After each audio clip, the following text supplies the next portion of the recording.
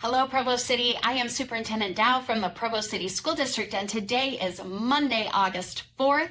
We are very excited. Our teachers returned to our buildings this week in preparation for the first day of school, which will be Wednesday, August 13th, with the exception of kindergartners. Kindergartners will start on the 20th because they will be doing kindergarten testing prior to that.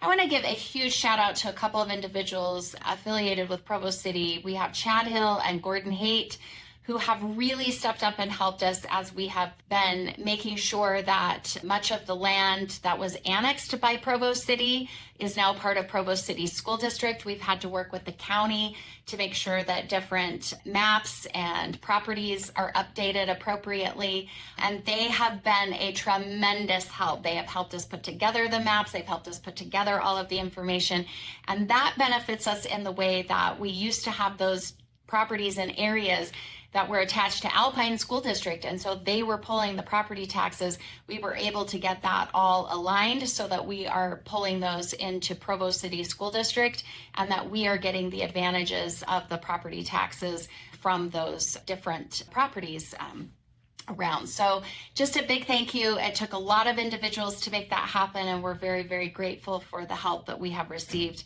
to make that possible. A big shout out to our business administrator, Devin Daly, who worked tirelessly with the city to make that happen.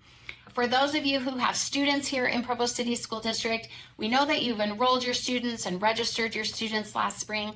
We need you to do one final step, and that is to go onto the district website where it has online registration link and link to PowerSchool, and finalize that registration process. This is where you're going to update your contact information, your address, your phone number, your email, your emergency contacts.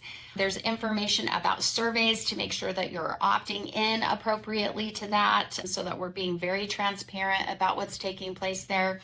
It alerts you to different policies about acceptable use of Chromebooks, as well as our media release policies, as well as just our discipline policies are all available there, and just want you to have the opportunity to review that. We do ask you to do that each year. It also allows us to make sure that your information is updated so that we can contact you when we have emergencies. We want to just share great information with you. So if you'll go ahead and update that and finalize that, once you've done that, then you'll be able to go in and see your child's schedule or your child's assigned teacher. So please make sure that you do that. If you need assistance with that or you have questions about that, you can join us here at the district office in the Professional Development Center, which is basically our boardroom. That will be on Wednesday and Thursday. You can come anytime between 3 and 7 p.m. We will have student services there. We will have our child nutrition services there to help with free and reduced lunch applications. We will have transportation there to help with busing questions. All of those things will be in place. And so if you would just like some help, you can register all of your kids. So even if they go to different schools, you can take care of it in that one location, and we would be happy to help you with that so that you're not going to a lot of different places. We know that your time is very valuable.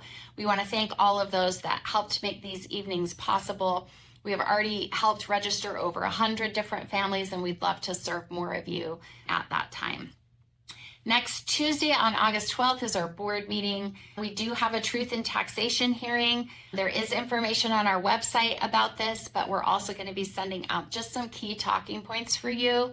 There are really two important things. The tax increase is going entirely to fund teacher and employee salaries so that we can stay competitive. We've done a really concerted effort to try to close the salary gap between us and surrounding districts, and have been able to pretty much get really close to doing so with our efforts.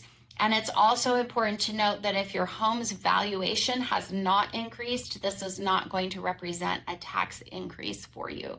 And so we'll have some more talking points with that, but please tune in next Tuesday. In next week's video cast, I'll have the specific time. That hearing is going to begin at 7 p.m. and we have public comment if you have concerns. And even if you have concerns before then, please reach out to our business administrator, Devin Daly. She's happy to answer any of those questions for you, as well as our communications team. Caleb Price is our director of communications, and you can also reach out to me, Wendy Dow, as the superintendent.